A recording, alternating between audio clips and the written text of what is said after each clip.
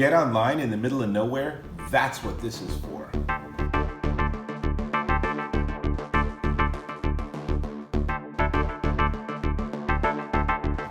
Dave Taylor here, and I'm on holiday. Now, you wouldn't think so because I'm sitting in front of my computer, but if you could look out that window, you'd see a beautiful lake. Thing is, running my own business, when I'm on holiday, I still need to be online occasionally. I still need to check email and make sure everything's still functioning. And when you're in the middle of nowhere, getting online is a little tricky, which is why I brought my own solution this time. This is the AT&T Unite Explore Cellular Hotspot. And with this little baby, and it's maybe not so little, it's bigger than my cell phone or about the same size. With this, I can go online and I don't get great speed. You can see here's a speed test. This is not going to be like being on fiber. It's not like being in the office, but it's good enough.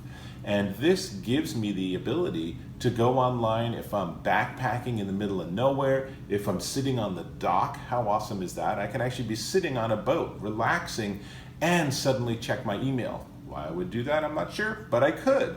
So this thing gives you 22 hours of battery life on a charge, 24 days of standby, and it's shock and water resistant. I wouldn't drop it in the lake. Pretty sure A, it's gonna sink, and B, it's not gonna be happy. Has a kind of weird connection on the bottom, as you can see here, where you charge it with micro USB, but for some reason they put another connector right next to it. I think there's other ways you can connect this, or this is a sort of generic connector, but works fine. Plug it in with micro USB, even to your computer, and it'll charge. It offers secure guest access, which is cool, and you can even set up timers and content filters. So you can have this for yourself, and you can let the kids connect via guest, and then you can have the thing automatically turn off at 9 p.m. or something. Fabulous for you. They'll probably get a little stressed. That's their issue. Now, it's also international friendly, so it works by its sort of highest desired connectivity is 4G LTE, but it also works with 4G, it works with 3G UMTS, and if you're overseas and none of those are available, then it also can work with GSM, GPRS, and with edge networks. Now, at those levels, you're not getting really blinding performance, but again, my goal is to have enough so I can check my email and then get on with it. Now, the interface is super easy to use and it has a little touch screen. You can see here, I have gone way over my data allocation of 5 gigabytes. We'll come back to that. It's 4.9 ounces. It's a 2.4-inch display screen, so it's cozy, and it supports up to 15 devices connecting simultaneously. Although I've got to say, if you have phones and tablets and computers and everything all connecting simultaneously and using the internet simultaneously, everyone's going to be complaining about performance.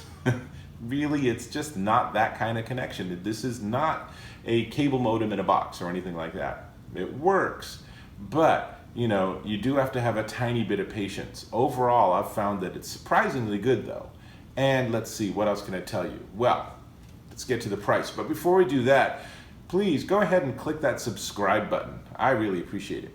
Cool. Now, this is $49.99 from AT&T Wireless with a 2-year plan. And this is where it gets a little complicated because you can do pay-as-you-go, where you start out with 2 gigabytes for 25 bucks, and then you can go up, maybe 5 gig is 50 bucks, or 8 gigabytes is 75 bucks. But if you're at that level, then you might want to consider a $60 a month unlimited plan, which is pretty much what I need, given that I've already used almost 40 gigabytes.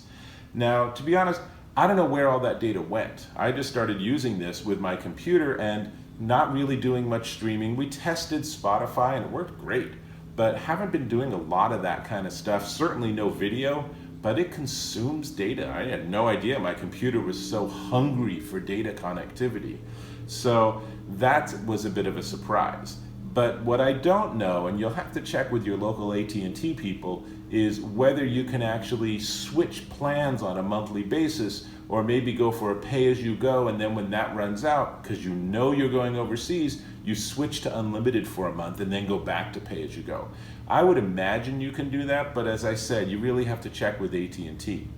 Anyway, I need to get back to the water because that's why I'm here. So I need to finish with my computer, and I need to just tell you this is the AT&T Unite Explore Hotspot, and this is Dave Taylor, and I'll catch you in the next video.